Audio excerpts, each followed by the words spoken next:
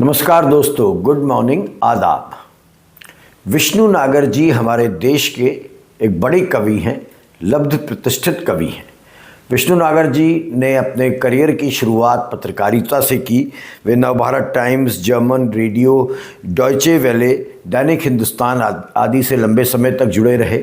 उन्होंने बाद में नई दुनिया में भी कार्य किया, दैनिक नई दुनिया में। फिर उन्होंने शुक्रवार पत्रिका का संपादन किया। पिछले 4 दशकों से वो कविताएं लिख रहे हैं। प्रतिष्ठित कवि हैं, अद्भुत कविताएं लिखते हैं। उनकी एक पोस्ट मैंने 2 दिन पहले फेसबुक में पढ़ी, मूर्खता जिंदाबाद, और उसने मुझे प्रेरित किया आज इस विषय पर बोलने के लिए। विषय क्या है इस पर बाद में आता हूँ। पहले आपको एक कविता विष्णु नागर जी की सुनाना चाहता हूँ। बेचारों का हिंदू राष्ट्र। बेचारों का हिंदू राष्ट्र में विष्णु नागर जी कहते हैं, उन्होंने मारे और मारे और मारे लोग। उन्होंने मारने के काम में 50 से भी ज़्यादा साल लगा दिए, फिर भी बना नहीं, हाँ जी, बन ही नहीं सका बेचारों का हिंदू राष्ट्र।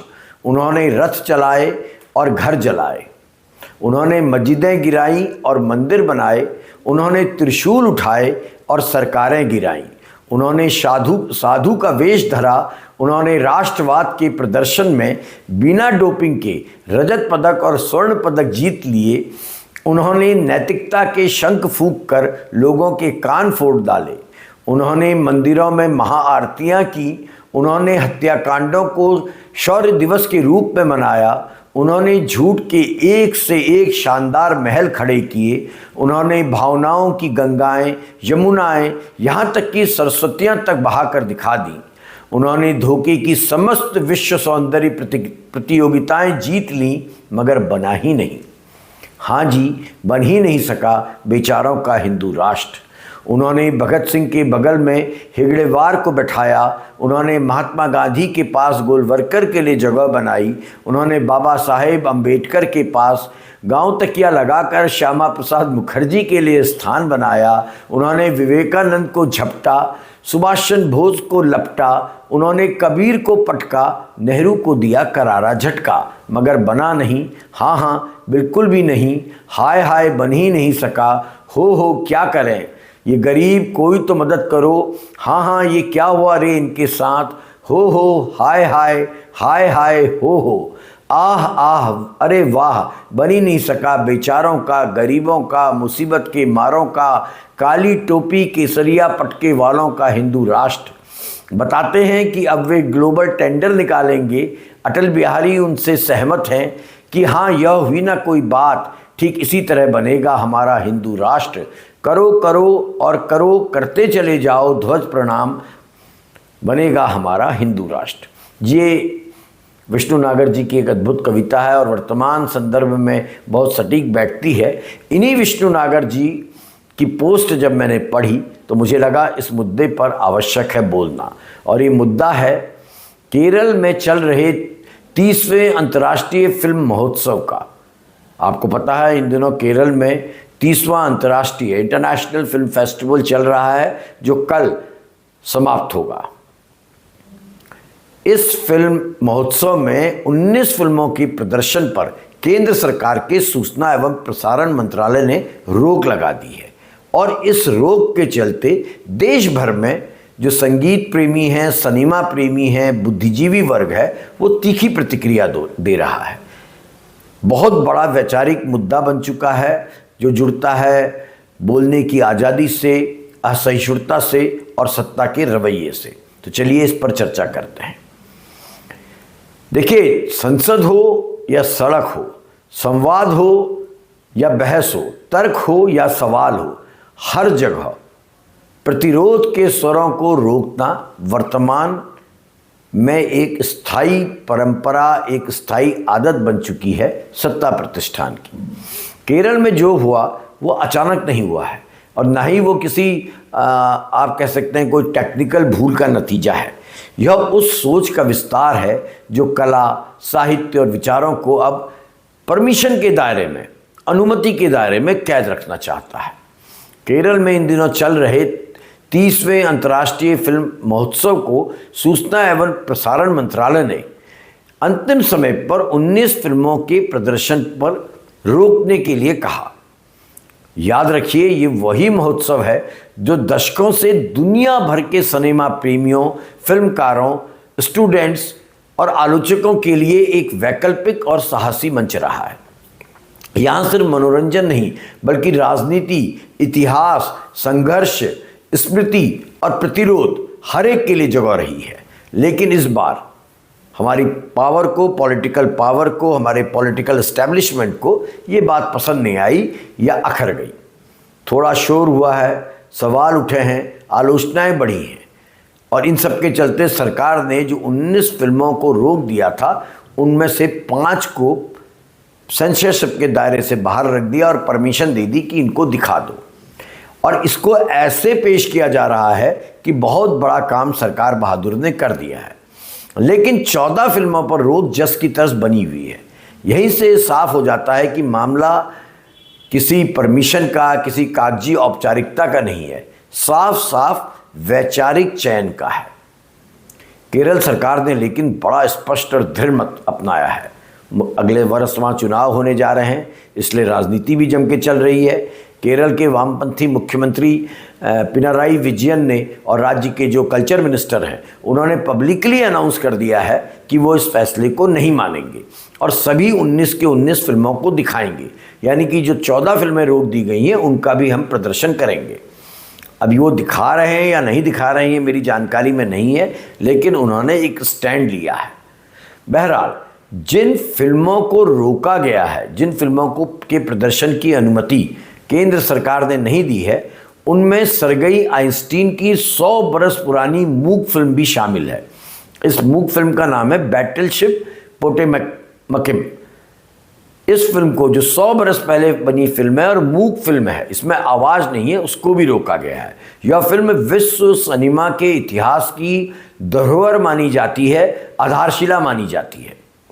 यह फिल्म न केवल यूट्यूब पर वर्षों से उपलब्ध है, आप अभी भी देख सकते हैं, बल्कि दुनिया भर के फिल्म संस्थानों में इसको पढ़ाया भी जाता है। इस फिल्म के बारे में, इसके दृश्य, इसकी एडिटिंग और इसकी भाषा पर पूरे आप कह सकते हैं सिनेमा की पीढ़ी दर पीढ़ी खड़ी है। और यह उसी देश की फिल्म है।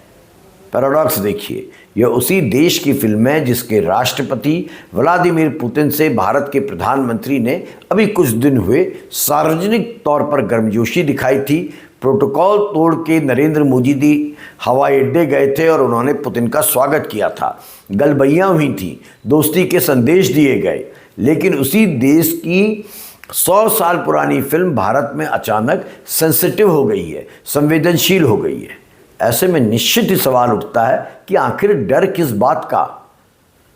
ठीक है, सोवियत संघ अब इतिहास बन चुका है, यूएसएसआर खत्म हो गया है, लेकिन इतिहास को तो मिटाया नहीं जा सकता।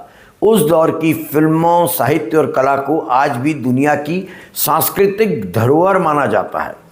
Leo Tolstoy, Chekhov, Gorky, Dostoevsky, कितने ऐसे लेखक हैं। ये सिर्फ रूस के नहीं, पूरी मानव सभ्यता के नाम हैं। भारत में उनकी रचनाएं हमने बचपन से पढ़नी शुरू करी। पीपल्स पब्लिशिंग हाउस नाम का एक पब्लिकेशन आता था, उसके जरिए इनकी रचनाएं हम तक पहुंचती थी। हिंदी में अनुदित हुई हैं और पढ़ी जाती रही हैं और आज की पीढ़ी भी उनको पढ़ रही है। तो क्या हम माने कि अगला कदम इन पुस्तकों पर भी रोक लगाने का हो सकता है या इनको लाइब्रेरी से हटा दिया जाएगा? फिलिस्तीन का समर्थन आज भारत में लगभग अपराध है। यह स्थिति अपने आप में विचित्र है, क्योंकि वही समर्थन आज अमेरिका, फ्रांस, ब्रिटेन और जर्मनी जैसे देशों में जनता सड़कों पर उतरकर कर रही है। वहाँ की सरकारें भले ही अलग रुख रखें, इजराइल के साथ खड़ी नजर आएं, लेकिन वहाँ का समाज खुलकर सवाल पूछ रहा है। भारत में इसके ठीक उलट फिलिस्तीन से जुड़ा कोई भी सांस्कृतिक या वैचारिक कार्यक्रम हो, कोई भी संकेत हो, वो तुरंत शक के घेरे में आ जाता है। और यही कारण है 2 फिलिस्तीनी फिल्मों को भी इस महोत्सव में दिखाने से रोक दिया गया है। एक भारतीय फिल्म है जिसका नाम है संतोष, उसको भी रोक दिया गया है। और आप जानते हैं रोका क्यों है? क्योंकि यह पुलिस की बर्बरता और सत्ता के दमनकारी चेहरे को सामने रखती है। यह तर्क दिया गया कि इससे देश की छवि अंतर्राष्ट्रीय मीडिया के सामने, अंतर्राष्ट्रीय प्रोड्यूसर्स, डायरेक्टर्स, एक्टर्स के सामने खराब हो सकती है। प्रश्न लेकिन यह कि क्या फिल्म ना दिखाने से सच्चाई बदल जाएगी? क्या रोज अखबारों, सोशल मीडिया, अदालतों और सड़कों पर जो घटता है वो सब कुछ अचानक अदृश्य हो जाएगा? यह सोच अपने आप में हास्यास्पद है। और इसीलिए मुझे विष्णु नागर के शब्द मूर्खता जिंदाबाद जो उन्होंने फेसबुक में लिखा बहुत पसंद आया। आपको याद होगा इमरजेंसी के दौर में, इमरजेंसी के थोड़ा पहले एक फिल्म बनाई गई थी, मुझे उनके डायरेक्टर का नाम याद नहीं आ रहा है। फिल्म का नाम था किस्सा कुर्सी का, जो इंदिरा जी के सुपुत्र जो उन दिनों पावर में थे और इमरजेंसी में जो खलनायक के बतौर उतरे, संजय गांधी के बारे में थी। इंदिरा जी ने उस पूरी फिल्म के डब्बे जला दिए, रिलीज नहीं होने दी। लेकिन क्या उससे सच्चाई मिट गई? आज भी हम आपातकाल को लोकतंत्र के सबसे काले दौर के तौर पर याद रखते हैं। बहरहाल विडंबना की हद तब पार हो गई जब यह सामने आया कि जिस फिल्मकार सिस्को को इस फिल्म महोत्सव में सम्मानित किया जा रहा है, उनकी भी 2 फिल्में प्रतिबंधित सूची में हैं। एक व्यक्ति को आप सम्मान दे रहे हैं, भारत की धरती पर सम्मान दे रहे हैं, और उनकी रचनाओं को भी रोक रहे हैं। इससे बड़ा विरोधाभास भला और क्या हो सकता है? ये हमें बताता है कि सत्ता के पास ना कोई स्पष्ट सांस्कृतिक नीति है, ना ही कोई बौद्धिक स्पष्टता है। बस एक चीज है, डर और नियंत्रण करने की प्रवृत्ति। आज कला और सिनेमा की दुनिया में भी वही दादागिरी साफ नजर आ रही है जो राजनीति, मीडिया और समाज के अन्य क्षेत्रों में हम लंबे समय से देख रहे हैं। सवाल पूछने वाली हर आवाज़ संदिग्ध बना दी गई है। दूसरी ओर यही सत्ता ऐसी फिल्मों को लगातार बढ़ावा दे रही है जो खुले तौर पर धार्मिक उन्माद, नफरत और विभाजन की भाषा बोलती है। राष्ट्रवाद के नाम पर इन फिल्मों को जबरदस्त प्रमोशन दिया जाता है, टैक्स फ्री कर दिया जाता है, और इनमें से तो कई फिल्में ऐसी हैं जो बॉक्स ऑफिस में पूरी तरह पिट गई हैं।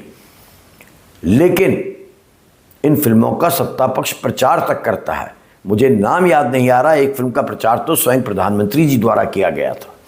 यह चयन अपने आप में सत्ता की प्राथमिकताओं का सच सामने लाता है। आप सोचते रहिए, आप दुखी होइए, लेकिन सच ये है कि इन 19 फिल्मों को रोका गया, जिनमें से 5 को परमिशन दी। 14 फिल्में संभवतः केरल के मुख्यमंत्री जैसा कह रहे हैं वे दिखाने जा रहे हैं इस फिल्म फेस्टिवल में। और मगर ये भी सच है कि आज नहीं तो कल जब कहीं और फेस्टिवल होगा तो इसी प्रकार की फिल्मों को रोक दिया जाएगा। ये भारतीय लोकतंत्र के लिए अच्छा नहीं है, बिल्कुल अच्छा नहीं है कि आप अब फिल्मों पर भी सेंसरशिप लागू कर रहे हैं। 100 बरस पुरानी फिल्म को भी आप दिखाए जाने से रोक रहे हैं। अंत में वही सीधा और अहम सवाल सामने आता है कि अगर ये फिल्में केंद्र सरकार की मंजूरी से दिखा दी जाती तो क्या केरल में कम्युनिस्ट क्रांति हो जाती? क्या केरल में जो चुनाव होने जा रहे हैं उसमें वामपंथी तीसरी बार सत्ता में आ जाते? और अब जब यदि मुख्यमंत्री जैसा केरल के कह रहे हैं वो फिल्म दिखा दी जाएंगी तो क्या ये क्रांति संभव होगी? क्या केरल की सरकार को इससे कोई फ़ायदा होगा? वामपंथियों को कोई फ़ायदा होगा?